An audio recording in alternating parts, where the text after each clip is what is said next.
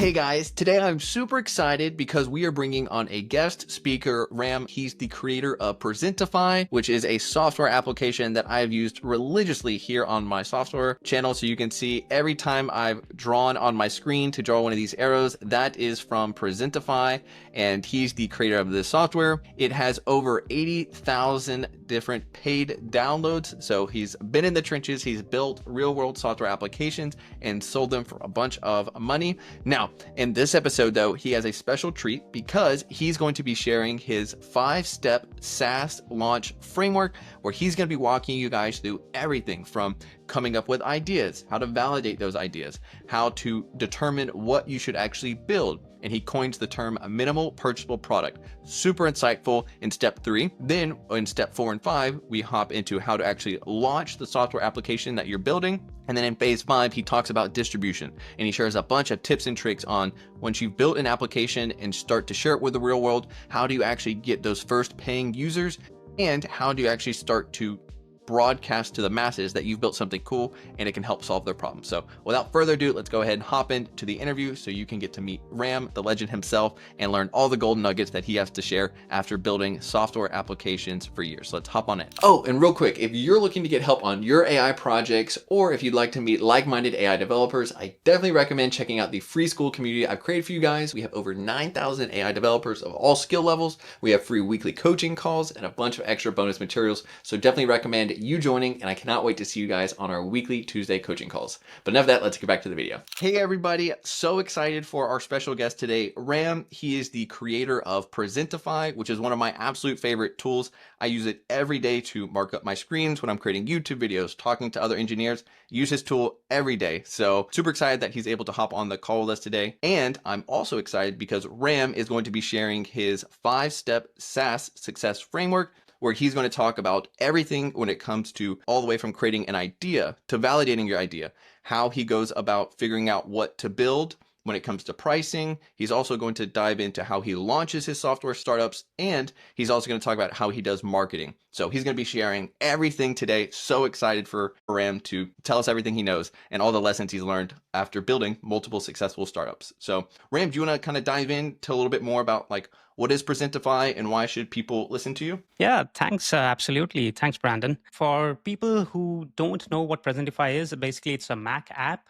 with which you can annotate images, PDFs, code, videos, you name it, anything on your screen.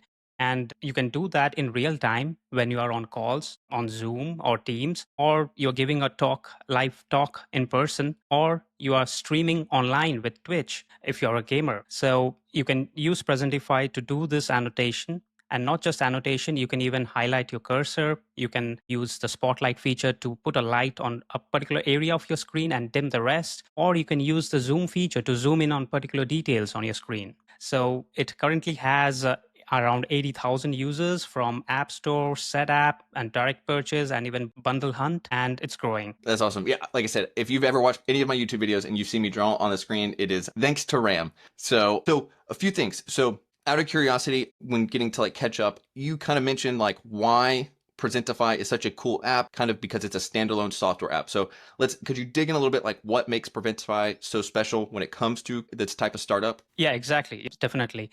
So I personally love standalone apps because there's no backend. Mostly if it's a standalone app, it works without a backend. So it works on the devices of your users. So you don't have to worry about if the server goes down.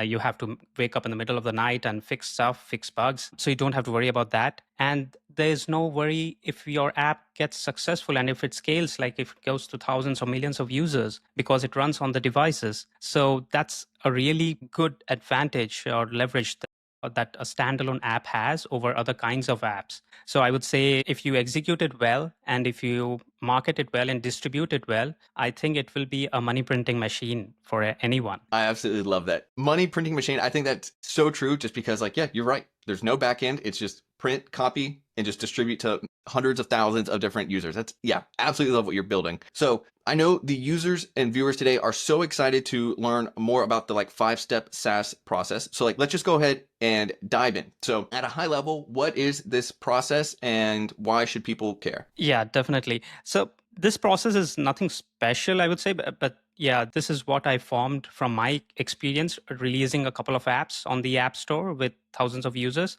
And the idea is that it worked for one of my apps, and then I tried it on my future apps or the next apps, and it worked there. So it has worked on all of my apps, although not at the same level, but it has worked. So that's the reason I feel that you can try this out. And in the worst case, what could happen? Yeah, you won't get that many downloads, but it's definitely worth a try. Of the 5 steps, like how I get the ideas, how I distribute them, how I market them, and how I keep going. So first of all is how I come with ideas. So shall I go? Yeah, dive on in, man. So yeah, so what is, one of the, I think the biggest issues as a software developer is like actually coming up with ideas. Cause like, do you come up with the next Facebook, the next YouTube, the next Perplexity? Like what do you come up with? So like those are obviously super, super big ideas, but it sounds like you're coming up with real world ideas that like, probably solve your own problems. So like what is your exact process for coming up with ideas that you could eventually build and sell? All right. Yeah, definitely. So when I come across any problem, like in my workflow, because I work in a tech company, so I work with computers almost every day. So whenever I come across a problem, I try to note it down. I keep that process simple because if the barrier to entry is complex, then you would maybe lose interest to fill in that idea. So I keep the barrier to entry simple or low so that it's just a notepad and you have bullet points with ideas and then sub bullet points with the main high level features of that particular app idea. In fact, if you have seen many of the Sam Altman interviews, even he keeps a physical notebook with him all the time with a pen. Although I don't keep a physical notebook, but I try to keep a digital notepad with me all the time and I jot down my ideas whenever I can. Like whenever I come across a problem, I jot them down. And when I'm looking to build my next app, I go through those ideas and then evaluate the pros and cons of each and which one I should build next. And then I take a call and then I do go towards the next step, which we will cover in the later part of this podcast. So I want to dive in and get a little bit more concrete on this because I'm the exact same way as you. Anytime I have an idea for a YouTube video or anything, I instantly, in my case, I hop over to Notion. I have a huge list, and the second inspiration strikes, I'm like, this would be a cool video. Here's the rough idea of the video, and then I just come back to it later on when I have time. So in your case, when it came to like Presentify, let's get super concrete here. What was that actual process like? So what was going on? Actually spurred the idea, and then like how did you go about capturing it so that later on you could actually start building it? Yeah, definitely. So with Presentify, so whenever I gave a talk at work, especially remotely, or because where I work is a multinational company with people all around the globe. So we generally, whenever we give a presentation, it has to be on Zoom or Teams. And I found it always hard to explain my concept, especially in tech. There are a lot of components, moving parts, like let's say architecture, design. So you have to explain properly, otherwise the other person might get you wrong or get you incorrectly. So I always wanted a tool to help me articulate my thoughts better. So I always had that problem in mind. And whenever I searched for a solution, I couldn't find any that was doing that well. So I had this problem on my idea pad for quite some time. But when COVID hit, we all started working from home, like most of us at least, we started working from home. So I thought this is the best time to launch such an app, a remote tool. I can't get a better time than this. Yeah, totally agree. And you're forced, like it's almost like you were forced, it sounds like, to actually build the idea because like no longer could you rely on, oh, well, I'll just catch up with you on Monday in the office and point at the screen or draw it out on a whiteboard. Like, no, you were forced in the new remote land to actually build it out. So that's kind of cool that you were set up for a long time to build this. So I think totally makes sense how you came up with the idea.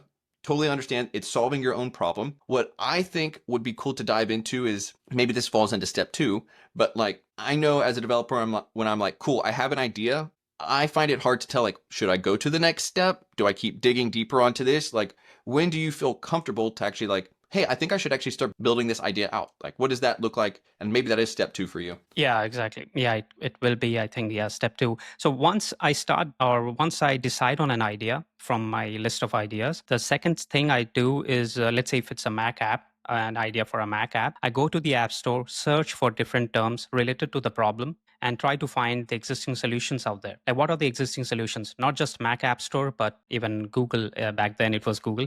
So now I would search on ChatGPT and other AI search engines. So I would search everywhere to find the solutions, what's there out there, and how are they solving the problem. If there are none, then you have hit a jackpot. You should go and build that idea.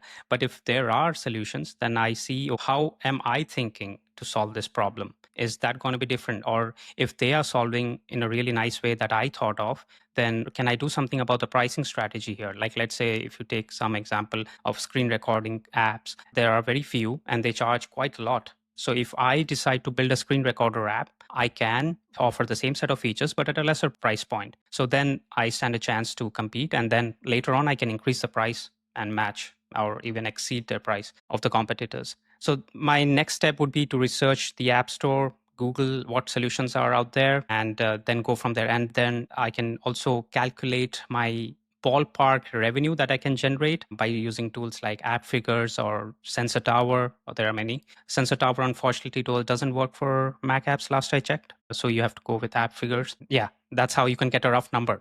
So would you mind diving, because like obviously like one of the coolest things about being a like entrepreneurial developer is the fact that you can use your exact skills that you use at your day job to go off and launch one of these like software projects that solves a real world problem and start making money. So would you mind diving a little bit deeper into like what are you looking at when kind of like looking for ballpark revenue? Like, are you like, hey, I'm actually not going to touch an app if it potentially makes less than 100K a year? Like, what does that actually look like? Like, what's the mental checklist that you're going through when you're trying to validate some of these startup ideas? Sure. At first, I didn't have such a figure in mind because it was my first Mac app. So Presentify is actually my first Mac app. So I didn't have a figure in mind. So I was just hoping if someone downloads this, I'm happy. Otherwise, One I digital just keep dollar. using. That was the goal. Yeah. One digital dollar. Yeah. I love Yeah, it. exactly. Yeah. But as I kept launching apps and releasing apps, now if you ask me, I would say, yeah, if it's in the presentation genre and if it's add value to customers of Presentify, I wouldn't think of high numbers like 100K or 1 million or so. I would still launch it because it's been requested by Presentify users. So I'm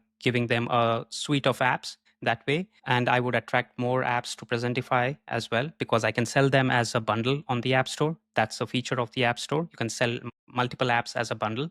So that helps. So for presentation related apps, I wouldn't have a number. But if I'm going for a new app, yeah, around 100K, if you can target at least 50 to 100K, if you can target, that would be a good one because you invest time. So if it's an easy enough app where you don't have to invest much of your time, it's just build one time and there's no scope for adding features, then okay, you don't have to worry about numbers. But if you like for Presentify, people keep requesting features and it's kind of a complex app. It looks simple, but it becomes complex if you use all of its features. So there are way more feature requests now. If you see on the feature request hub of Presentify, you'll see like there are so many requests that I have to work on.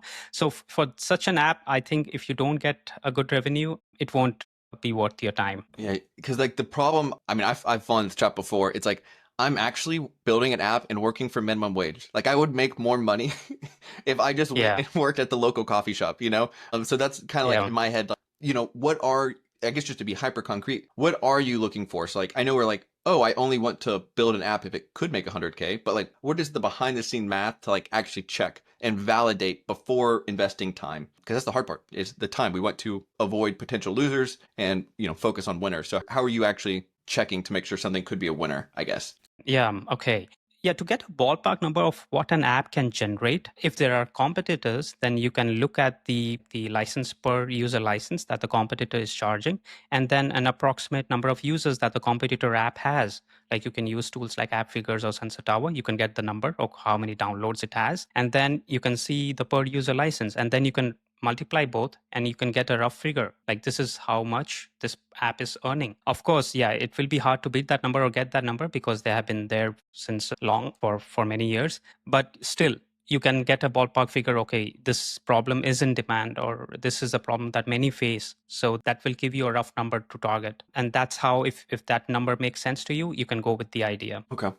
I gotcha. So, all right. So just, it really sounds like just full blown competitor analysis, actually doing our due diligence, make sure there is demand for the product. And then one final thing though, that I think really defeats a lot of like developers is like, okay, cool. I found that there is, in your case, like you said, a screen recording application. Cool. There is demand, but dang, it's already solved. So like, what's kind of your approach for differentiating? Because that seems like the other approach. So it's either, hey, I have a problem, there's no solution, but I 100% have the problem. So like I know there is a demand for it.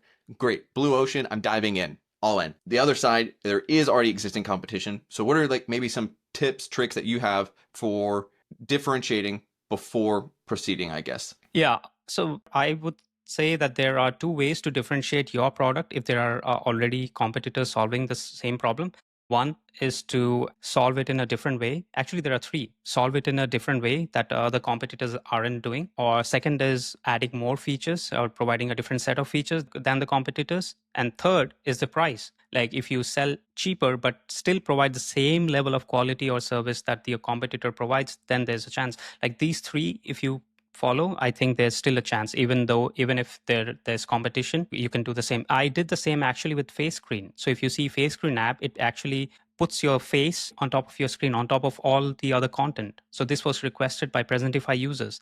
And the differentiating feature of face screen is that on top of you can even put your Twitter handle or your name along with it, so which none of the webcam face app have. Like none of the app that's there out there has have this feature. So this was the differentiating factor, and I put the price like around $5, which is still less than the other competitors. So I got good number of downloads. So That's this awesome. is That's one awesome. example. So I like the actionable levers, solve it a different way, use or add different features or drop price. Would you mind kind of diving in a little bit more to like solve it a different way? Like that's the one that's tricky to me because like it sounds like you're being very creative during that process. Like, do you have any examples of that one that people could steal? Yeah, both of the apps actually are. So if you see Presentify, there was like one or two other apps at the time when I started Presentify around 5, 6 years ago. And if you see those, I wouldn't name them, but if you see those, they didn't have a toolbar or they didn't have those easy to use colors. Like I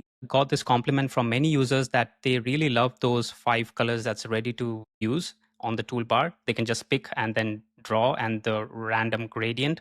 Like they love this feature, and like the auto hide, like if you draw and it auto erases so that you can focus like multiple times. So these tiny details, these matter. So these are different than the existing apps out there for annotation. So I would say this is one example. And the face screen one, as I was saying, it also allows you to put your handle or a brand on in addition to your face. So that's the extra part that I added that's different. I'm 100% sure people use face screen only because of that extra feature. Otherwise, they would get from any other app. Okay. No, that's very, very cool. Like it sounds like you're A, half intuition of like, hey, how would I like to use this? And then B, because you already have a product in the market. At this point, people are just telling you what they want. So that's where we all want to get to. So that's awesome that you're at that step. So, but let's hop it back to user going through or a developer going through this journey. So far we have an idea. It sounds like we're solving personal problems that we run into. You have your checklist that you're constantly adding to. Love the low friction. If it's in your idea, boom, get it out. Absolutely love that. Part two, when it comes to validating, I think between research, being creative, knowing all the different levers you have to pull and change to differentiate, but still capture some market demand, awesome approach. So now we're kind of at like, I think the developer's most exciting part where it's like, okay, cool. I have an idea. I'm ready to code. So what does this look like? Where we're, I guess, going into step three, where it's like, I know I want to build something now. I can tell there's demand. What does the next step look like? I guess like you called it MLP the other day. So what does that actually look like for figuring out what to build? All right. So you mean like what's my process to build a solution or build an app? Yeah. So like, how do you figure out what to even build in the first place? So like what, because, we're building a new software application. So like when it comes to, you mentioned the phrase the other day when we were talking about the minimal lovable product, like how do you pick what to add in your minimal lovable product in order to, make sure you don't spend 6 months coding and never release anything? So, floor's yours, man. All right, got you now.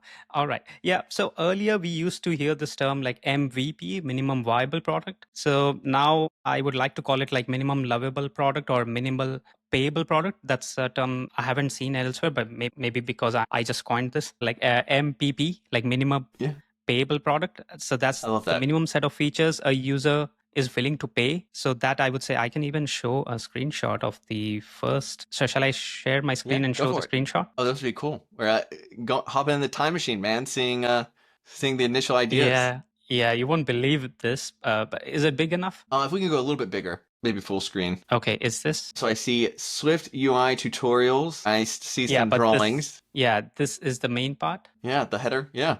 3 colors, an eraser, Yeah, and yeah, exactly. So this is the first version of Presentify. If you can see my screen here, like it just had three dots, like three colors, and then an eraser which you can use to draw lines. And it didn't have any tool or anything, like not even text support, not even undo or redo. So it was so minimal at that time when I launched on, even on, like we'll talk about where I launched, but this is how I launched, and this is how I got thousands of users. And then my next iteration was this. Then it had, like, let me turn it bigger. Yeah. Now it had, even after a couple of iterations, it was not just the next version, but after a couple of iterations, then it had these many features. So, minimum very cool. lovable product, coming to the topic here, what I would say a minimum lovable product is, or how do you determine? So, I would say when you write your app idea, you would be thinking about a core problem to solve, right? So in this case, in Presentify's case, it was real-time screen annotation. So that was the main problem that it solves, giving you the ability to annotate your screen in real time. That was the main problem. And with my initial version, it was doing that fine. So it was doing that. There was no lag, no CPU or RAM usage higher than like it was around like 20 MB only. And people, like if you see the Hacker News comments, people even commented about this, like they praised that, okay, it didn't hog on resources. So these things, it's for iOS apps, people don't care about, okay, if it consumes RAM or CPU, but for Mac apps, people do care about that because they see it clearly, like, okay, how much CPU it uses and all that. So for iPhone apps, it's not the case, but for Mac apps specifically, I think you should keep a note of this and try to go for native apps if it's an app like this. So go with native apps, so then you can easily get like less resources consumption and all. So I would say my core problem was getting solved with the initial version, and there was no problems with that. And then I added the other features that people requested. So I came to know that, yeah, it's a problem that many faced, and many requested all the feedback. Many gave all the feedback, like add text, add circles, rectangles, undo, redo, auto erase, like all these came from users. I want to actually go more. I want to dive deeper into that first picture that you showed just a second ago, where it had the 3 colors and the eraser. So I know a lot of people go. There's a big gap between like, man, I would like the ability to present on my screen to here is the UI, UX, and here's how what V1 is actually going to look like. So out of curiosity, when you're in that going from, I have an idea to like, I'm actually drawing out what version 1 looks like.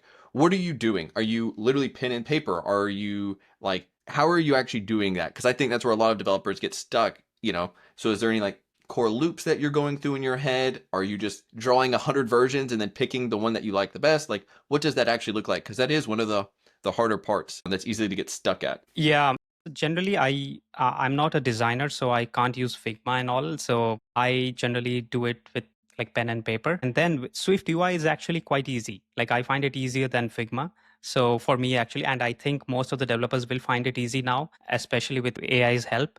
So you can design your app with Swift UI instead. Like now that's the reason many people are coding to design the apps, like they use code instead of Figma. Otherwise, you can just use your pen and paper, and even you can give the sketch to AI to get the initial version, like the boilerplate code, and then you can tweak it. So that can give you the first boilerplate code that works great. Actually, you can draw a sketch, like you can just use TLDR draw and then draw a sketch, or you can use Presentify to draw a sketch and then just give that to Claude, and you will get a boilerplate code, and then you can tweak. So that would be a great. Even I tried to develop my landing page this way. To my surprise, it did way better than what I thought before. That's awesome. That's awesome. So just one final comment on this or question. So like, I know you showed that picture, 3 dots and an eraser. What's going through your mind of like, going back to minimal payable product, what's going through your mind of like, is this good enough to release? Because that is a huge, like, people have a lot to like, well, it's not have this feature yet, so people aren't going to like it, so I'm going to build some more. Oh, well, it doesn't have this, I'm going to build some more. So like, what's going through your head to say, no, I am officially done with the minimal payable product. I feel good to launch. Like, what's going through your head so people could copy inspiration from you? Okay, so I would say if the version of your app solves the core problem, then go ahead. launch it, because even Product Hunt now allows you to launch the same product multiple times. There's no limit on Hacker News. So there's nothing stopping you from launching your product again. So if, let's say, the first one didn't work out, then add more features or make a good promo video and then launch again. There's nothing stopping you. So once your core problem is solved, I would say go ahead and launch. That would be my suggestion. And even if you see Hacker News, the post that got around 232 upvotes for Presentify, that was my second post. The first post I did a day ago, or in the same day, like a couple of hours ago, and didn't get many upvotes. And that because I changed the title a bit, and then it got so many upvotes. I'll show you. Maybe Yeah, let's I can show you go now. ahead and dive into launch. So at this point, it sounds like just, hey, we just decided to create our minimal payable product, or now it's the fun time, we're launching. So this is when we hopefully start to make some money. So what does launch look like for you? What is going through your head? What are you trying to do? What's the playbook? Yeah, definitely. So for launching, I used a couple of platforms that I will go through now that worked nice for me and didn't work so well for me. I'll go through all of them. So the first one, let me share my screen. Yeah, okay. So this is the Hacker News post that I did when I first launched my app on the App Store. So as you can see, it got like 232 upvotes, which is massive. It does sound like a small number, but with respect to Hacker News, it's massive, like 232 upvotes. You hardly see them, and if it gets such an upvote or such it stays at the top for a couple of days. So that gave me around like 3 to 4,000 downloads, like purchases, not just views. So let me show you the screen as well. Like if you see my download screen, like this one, okay, let me turn that bigger as well. Like this initial bump that you see, that's the max. I haven't got this many downloads in a day ever after that. So if you can see here, Crazy. yeah, so Congrats, man. this particular thing. So this one, it's all because of Hacker News. And it's not just, so it just didn't work for Presentify. It worked on many of my open source applications as well. Like if you go to github.com/rampatra, you can see like 3 to 4 open source projects of mine got around 1.6k stars or more. Most of it was due to Hacker News, and it got like 800 upvotes or stars, like in on GitHub, it's called stars from Hacker News. And because of that, it was trending on GitHub. So GitHub has this trending repository. So it was there as well. And because of the trending repository, it got even more stars. Like it just didn't work with Presentify, it worked for others as well. But even though you execute your app well, you make a fancy video, it might not click on Hacker News. So, but I would say don't get disappointed because there's also luck involved. I'm sure that if I do the same post today, it may not get to votes or points, but still you can try a couple of times by changing or experiment with the title. Like if you see my first one, like this I did just a couple of hours or a day before, like this one, it only got 4 upvotes. Could So you zoom in? I just want because to let people see the difference because I think that's pretty cool. yeah, exactly. Yeah. So I wasn't too specific about, or it wasn't a catchy title. Like I just wrote a Mac app that might be helpful if you are working from home or do video calls a lot. Like might. I use the word might be helpful, and I'm not even saying what it is or how will it be helpful.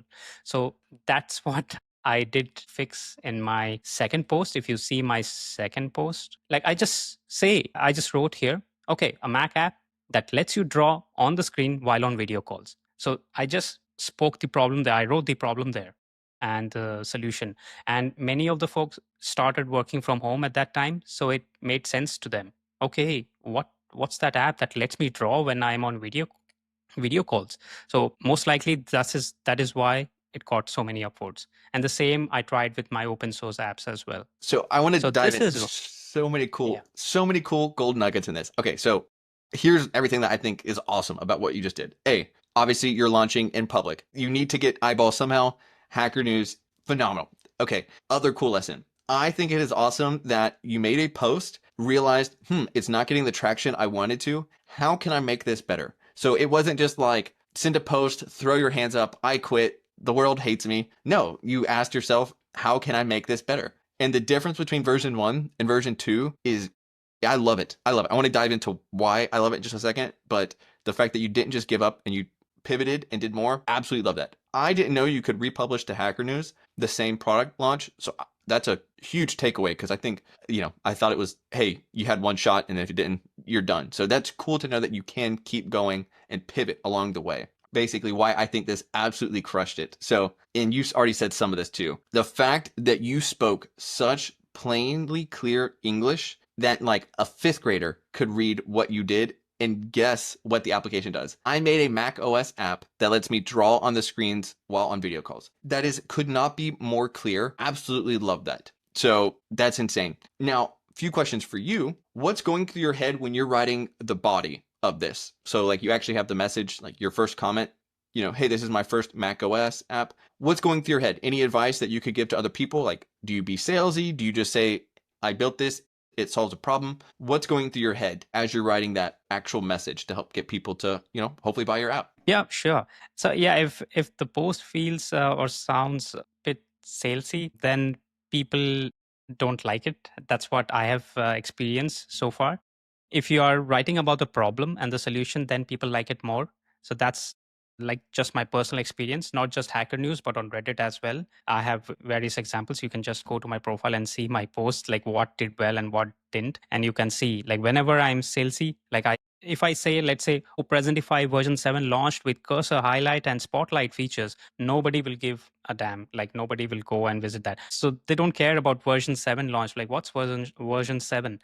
But if I write about the problem, like I did this exactly the same thing actually with the Reddit, and then I wrote a new Swiss Army knife. Like I said, like Presentify can be the Swiss Army knife for presentation. So in that way, people got curious. Okay, what's this Swiss Army knife? Like how it can be the Swiss Army knife for presentation or content creators?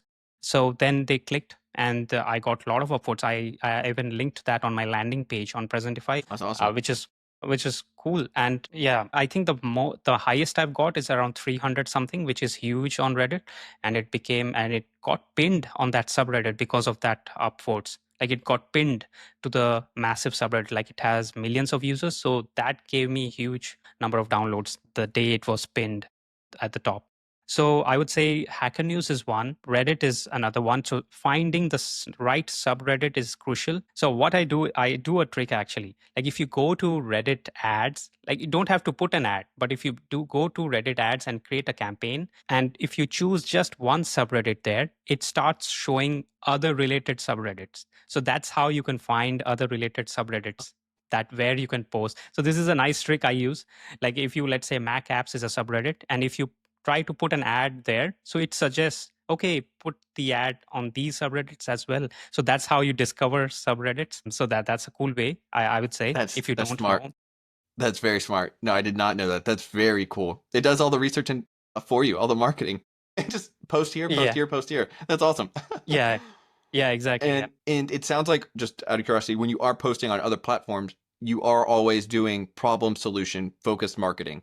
Like, hey, this was the problem I have. It sounds like you're kind of making it also like viewer focused or reader focused as well, of like, hey, you probably have the same problem. You can check out this thing I built too, right? Like, I really like that. Out of curiosity, for your demo, so this is something that I feel like is, most developers, hey, give me any software problem. I can, work on any leak code problem. Like, I am all in on software engineering. Now, when it comes to marketing, oof, okay, scary. I'm having to put myself out there. So any advice that you would recommend as people are starting to like share and talk about their idea in public? Because like a lot, it can be scary. Like people can just completely ignore it. That's the worst, because like it's just silence. That's deafening. Or people could roast it. So like, what's your high level feedback for people who are like, I have the app, it's my baby, I'm now about to launch it on Reddit and Product Hunt. What's your any advice for just how to emotionally go through that? Okay, yeah, sure.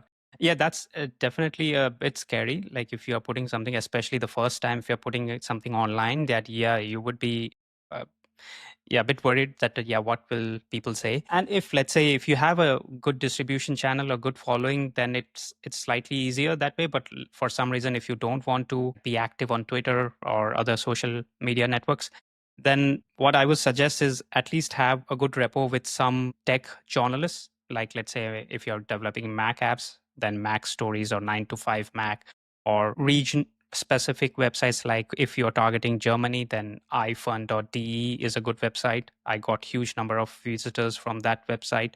So I would say build a good rapport with the tech journalists that write about apps. If you don't have a good following, that helped me a lot. That is one. And the other one is, let's say if you still are worried of launching publicly under your own name, then in Product Hunt, you can find other hunters that will hunt for you.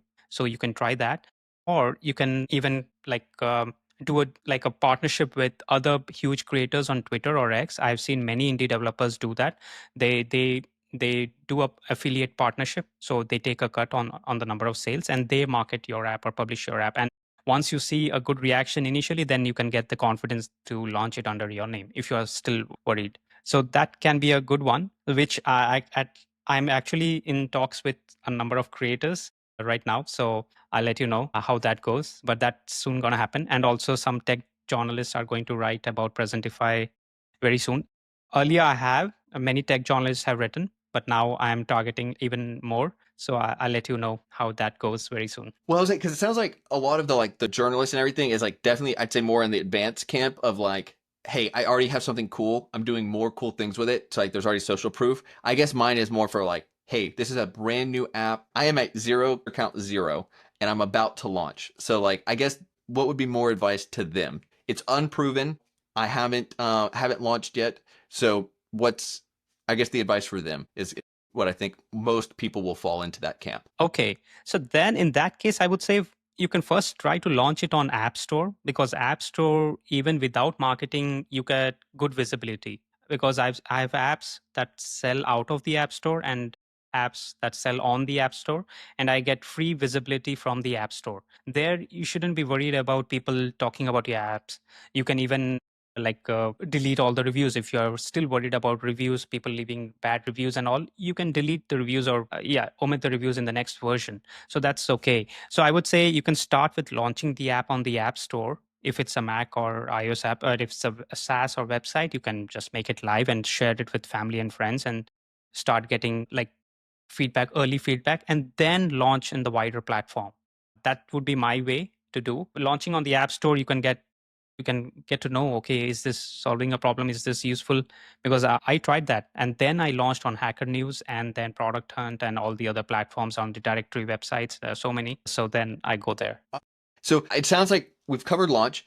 One question that I have still, so we have phase 3 was more of the like, hey, MLP, minimal payable product. Phase 4 was launch. Out of curiosity, where in this, five-step success framework, where do we start to involve outside users? Because like it sounds like we're focusing more on internal problems. So at what point do feedback from other users come in? Are you doing that along the way? Are you doing that in after launch? Like, hey, I'm just going to get the idea out there, then iterate? Or when does user feedback come in? Yeah.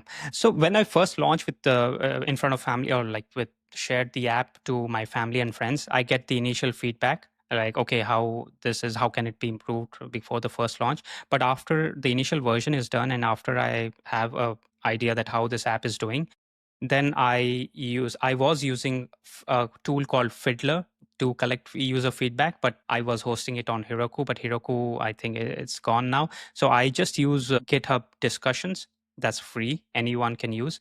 And I use HubSpot CRM, like the free CRM. I can't stress this enough, but I'm not sure why every indie developer is not using this, because it's free CRM tool. It's a chat widget that works everywhere on your landing page. Just put it there. That's the best way to get customer to talk to you, I find it. And it has a lot of other features, not just the customer chat. It allows you to send emails. So if you are growing, if you have zero users, it allows you to send 2,000 emails per month. So you have time to get there. And then you can switch to their paid plan.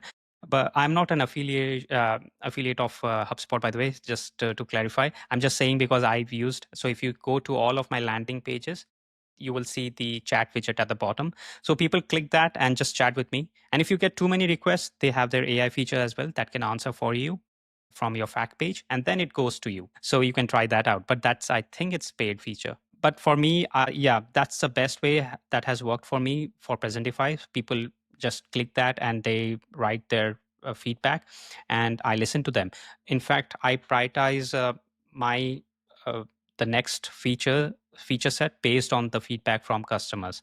If you go to GitHub discussions Presentify, I think you can get the link on the landing page as well. Feature request is the link title. If you click there, there are feature requests, and then there's this upvote feature, like where other people upvote on the features. So that's how you get to know, okay, which feature is more important. So I would say use something like that for your app to get user feedback, and then work away. I got you. Yeah, just because I mean, it sounds like for everything that you have been doing with Presentify, it's like you had core idea, it solved your problem, but now it's like, how do you solve the problem for the masses of all the different people who are going to use your app? Very cool tip and trick on the HubSpot CRM to have that chat widget on your landing page. Awesome idea, especially because you can't talk to 10,000 users at the same time. So, and be on phone calls with all of them. So that's very cool that you have that set up. So, okay. Now, I guess we can hop into final stage, which is like, hey, we have already launched our app, fingers crossed, using some of the tips and tricks that you talked about with being problem and solution focused on your post. We're now in distribution phase. So what does distribution look like for launching a new software application after you've gone launch? So this is the, hey, I need the world to know about my stuff. What does that look like in your framework? Yeah, definitely. Yeah, for Presentify, I first launched on the App Store. I got the initial users. Then I reached out to SetApp. So that's another app store. So it's kind of a subscription based app store where you pay a subscription fee and you have access to all the apps on that app store. So it's just like Apple Arcade. Like you pay once and then pay once, not once, but pay a fee every month and then have access to all the apps on that store. You don't have to buy apps individually. So that's what SetApp is. So I have SetApp. I have Presentify on SetApp. I also have collaborated with Bundle Hunt. So Bundle Hunt happens a couple of times a year where they release deals. And I also have made a platform called apps.deals. So because we have something like Indie App Santa and there was this another one, but they are all iOS app focused, but there was nothing for Mac apps. So there's this trick actually I want to share. So if you offer or give discounts on your apps for a certain number of time, so that results in a lot of views on the App Store. And once you get a lot of views on the App Store, even if the people are not buying, the App Store algorithm surprisingly works in a way that it keeps showing your app at the top for the next couple of days, like or weeks. So that's what I've discussed. So that's the reason people give discounts on Indie App Santa. Like it's a big thing. Like you have to pay around $300, I guess, to list your app there. It's a famous platform. And most of the iOS developers I've seen, they put their app there for discount, like a short discount for a week, and they get massive downloads, massive view visibility on the App Store. So this is a big trick. So that's the reason I launched App Store Deals. It's a premium domain. Don't ask me how much I paid for the domain. App Store Deals is the name, which I developed during the Black Friday offer last year, and it got massive. Like every developer, even CleanShot like most famous apps you have used, they uploaded. Like I never thought that they would use App Store Deals. They uploaded their apps, their deals on this website, and until today I'm getting affiliate commission from them. So it's a good platform. I would say if you are a Mac developer, post deals like this, especially during Black Fridays. That will give you a huge jump, huge visibility on the App Store. So do this. There are many videos as well, like if you follow ASO related videos, App Store optimization, you will come across this tip many times, like giving brilliant offers, like for limited time offers, actually. So I would say try that. So it sounds good. So we're distribution. So it sounds like, hey, we've made app, we're sharing it to the world. So it sounds like whatever platform you're launching to, like if you're doing on the App Store, look for all tips and tricks to optimize just organic search results and discoverability. So in your case, it sounded like, hey, go on these deal platforms, drop price, get views, shoot up on the charts on the App Store. So that's like one vertical. Now, I guess my other question is like, so what does more like one-on-one marketing look like? What does more like media marketing look like for apps that someone's trying to build? So what would you recommend? Someone just launched their app on Product Hunt. It's the following day. They're trying to get the word out. What are they doing marketing wise? Yeah, marketing wise, yeah, you can list your apps on various subreddits, on various directory channels, and you can reach out to tech journalists if they are willing to write an article about it. And then you can use a tool, like I personally use a tool called F5 Bot. So I can show you it actually. It's quite nice. Oh, yeah, it's basically a very simple tool, and I think it's a must for anyone developing apps. So it's a very simple website, as you can see. So just two fields. So you just mention the keyword to monitor. And let's say, for example, for Presentify, it's screen annotation. And whenever someone mentions screen annotation on Reddit or Hacker News or Lobster, you get an email. And then you can go there to that post and you can offer your solution. So these are just an example. You can have way more, and it's free. That's the best part. It's free. I hope somebody builds this for Twitter. Like I would like to get notified if somebody mentions this problem on Twitter and I get an email. I think there would be some, but I haven't come across a good one. But F5 bot works well, and New I app always idea for get you to that. build, man. Yeah, yeah, Okay, true. so that's very cool. So just saying it plainly, it sounds like, hey, anytime someone, because your app specifically solves a very real world problem, anytime real world problem gets mentioned, we're doing hand to hand, one on one combat with just like, oh, cool. Like, I think you have clearly shown an interest that you have this problem. Try out this solution. So that is phenomenal because like people are raising their hand. I have an issue, and you're just showing up. Hey, I have a solution. That's very cool that you're meeting people where they're at and just telling them, hey, I can help you actually with that exact problem. That's very cool. Never knew about that tool before, but I could see that being insanely powerful. And that person's going to be like, thank you for telling me. I asked the question and you helped. So that worked out perfectly. So that seems kind of be like on the one-to-one level. How do you go about like just general broad, like shouting out to the rooftops of like, I just launched this, like any tips, tricks for social media marketing for people who just launched a new app? Yeah, sure. I even go to Quora or even Stack Exchange Network. So there people ask questions like if the Mac Stack Exchange Network is also quite good. Like people, Mac users, they post questions like how do I get this done? Or how to do this. So I recommend my app, and I give a disclosure that I am the author. So otherwise you might get banned or blocked from Stack Overflow, or sorry, Stack Exchange. So give them a disclosure, then you are all good. So this I learned the hard way, by the way. Yeah. So yeah, I go to Quora as well. Like if people ask, so Quora, I'm not sure how well it worked because I didn't add analytics to that. But Stack Exchange, I did get good traffic. Stack Exchange, subreddits, Hacker News, Product Hunt, and all that, and tech journalists.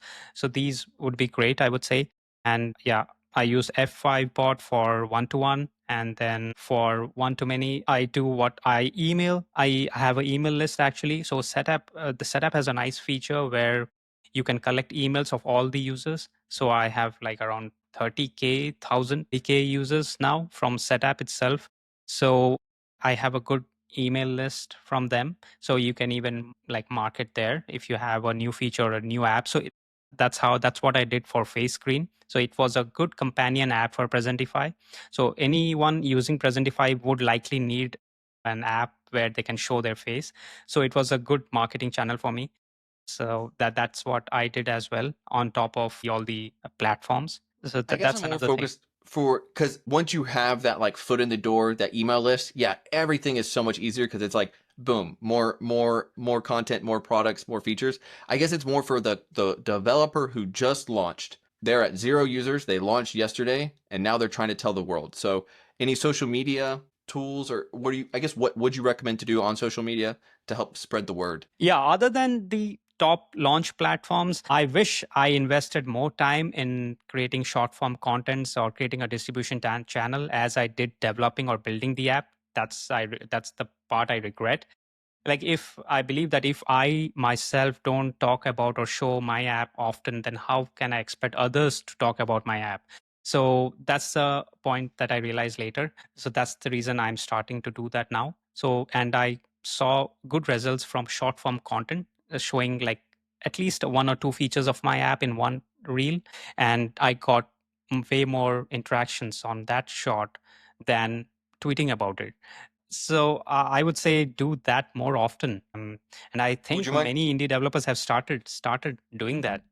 Yeah, anything you can share, just because like I know like it's so exciting as a developer of like, cool, I have the project, I built it, I launched it. Now like kind of what's the playbook for talking about it on social media? So like, is there anything? I know you said you did something on Twitter, you did something on YouTube. Is there any like examples or tips or tricks? you could share? Yeah. I'll share you the screenshot. So I don't have it handy. So I'll share you the screenshot after the video, which you can pop up. Yeah. Perfect, perfect. I think yesterday Ram was showing me a little bit on YouTube. It got almost 2,000 views. So you did just a quick recap. It sounds like you did a quick YouTube short, and that YouTube short got almost 2,000 views, and it was basically just showcasing new features and just a very like, hey, this is kind of cool. If you think it's cool, check out the link in the description below kind of approach, which is crazy that got that many views. And you said you actually saw a spike in traffic and purchases as well, right? Yeah, exactly. Yeah. That I So can show. Yeah. okay, cool. So I guess key lesson for YouTube is just like, hey, if you're building and you're doing something very visual, like record it, post it, record it, post it. Cause it was like a 30-second clip, right? And so quick 30 seconds and boom, free internet money. That's awesome. Yeah, exactly. Yeah. And other tidbit, what was it? What have you noticed about publishing on Twitter? What have you, as a developer trying to market an app, what have you noticed? Yeah. Twitter is tough, I would say. Yeah. Marketing there on Twitter. But I've experienced that if I post the same post on the built-in public community, so they have this community now, if you haven't seen. So then I get good results, a good response from there, not just on my own timeline, but on the built-in public community. So that has worked slightly better for me. So you can try that. So you can just post it onto that community. And there's a checkbox below that post it to your timeline as well. Like you can post it both places at the Okay. same time. So why not try that? So you post it on your timeline as well as you are posting it on that community.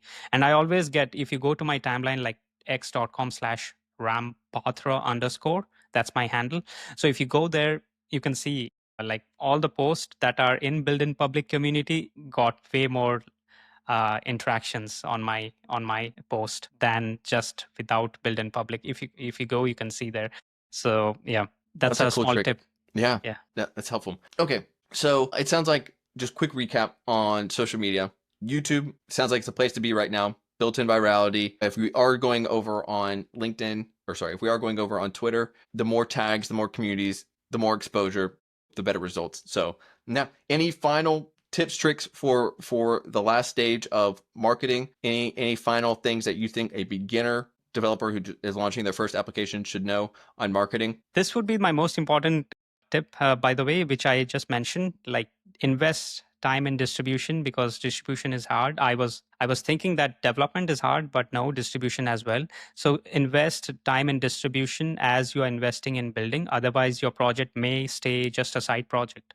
If you really are serious about making it big, invest time in distribution, which I realized later, and I'm now doing it.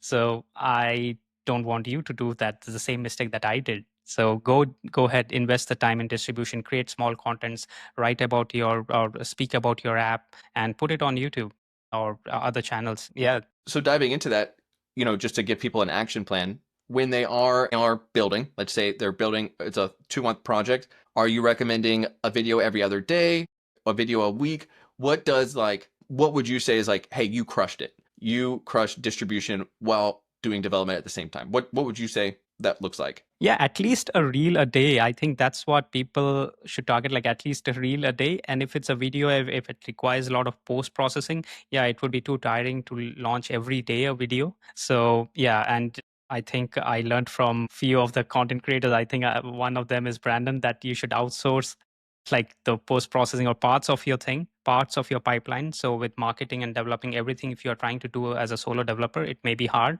Parts of your job to like you can post a job or look someone on Upwork, or there's Fiverr, there's a lot many websites. So try to outsource that. I have done that actually for some of my apps, not Presentify, to outsource some of the, let's say, for example, thumbnail creation or something. So and so that you get more time to work on the features. So that That's would awesome. be, yeah, one tip. I like that because like you get to focus on like your unfair advantage. So in your case, it is the full development life cycle. It is the idea processing. Like you have a great ability to come up with ideas, execute, build great products, and then when it comes to marketing, hey, might not be strong suit on doing all the video editing. So cool. I'll bring in help for that. I'll do the recording. They do the editing, and then you get to do more time on building and creating content, and they get to help with all the other stuff. So I think I think that's awesome. You get to double down on your unfair advantages. So absolutely love that. So I know I want to do a quick recap and then we can hop into some final closing remarks. So absolutely loved everything that you have shared today for your 5-step SaaS success framework. So it sounds like everything from when it comes to creating ideas, just as a quick recap, we're throwing everything in Notion. The second we get an idea, we're always solving our own problems. Then we are in phase 2. We're validating ideas. So we're doing market research. We're seeing what are other people doing. We're trying to figure out how we can, manage and move all the levers in our control. Everything from solving the problem in a different way, adjusting price.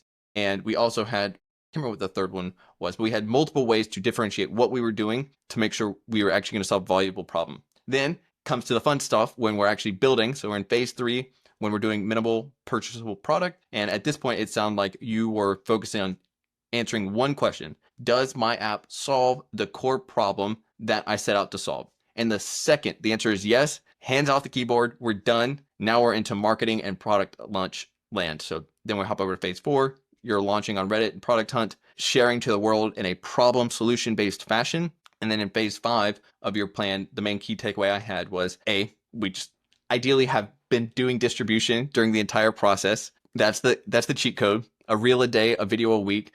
And outside of that, there's some multiple ways we can move levers. So we can do hand-to-hand combat using your F5 bot. Super cool trick. Did not know that existed. I think it's an awesome way to instantly show up with a perfect solution.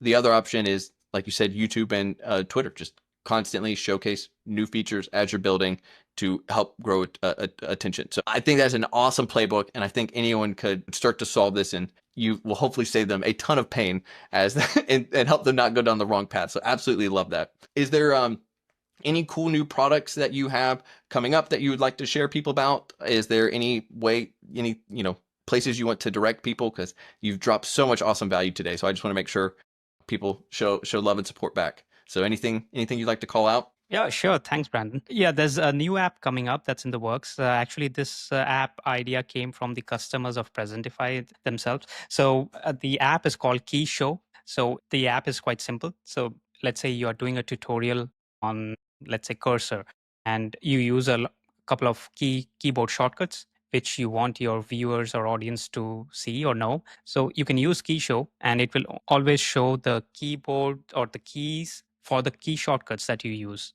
on your screen. So that's how people visually see them, and they see, okay, let's say Control A like selects all the text, so they would know this is a simple one, but you can use for any other keyboard shortcuts. So that's a simple app. I am selling it as a separate app, not with Presentify, because of permissions and various other reasons. Because of a lot of customizations that people have asked for, it's best to sell it as a separate app. And that's coming soon, so stay tuned. I will definitely be swiping a copy of that for for all my YouTube tutorials. So already +1 customer right here. Now, and then just in general too, where would you I think what you're building in public, you're talking about what you're doing, you have a ton of lessons to share. Where can people follow you? YouTube, LinkedIn? What would be the best place is to follow you? Yeah, I'm there on all the major social media networks. Like I'm there on X, I'm there on YouTube and on LinkedIn. The X handle is rampatra_. The LinkedIn handle is ram-patra. And then YouTube is just rampatra. You can find I'll me drop them all in the on all. I'll drop them in the comments below so people can grab them all. Cool. Any final closing things we want to knock out beforehand? Like I said, you've shared a ton. I just want to make sure there's nothing else that you want to share before we wrap up here. I think we covered it all. So just go and keep shipping. So yeah, I love it. See you soon. All right, I love it. Well, thank you guys so much. Hopefully y'all loved this interview today with Ram as much as I did. So many gold nuggets across the way, everything from all key 5 stages. So obviously, if you have any questions, feel free to hit up Ram or myself to make sure that as you're building your AI applications or regular applications, you can always reach out to us for support questions. Always happy to help. So thanks, guys. I hope you have a great day, and cannot wait to see you guys in the next one. See you. Bye.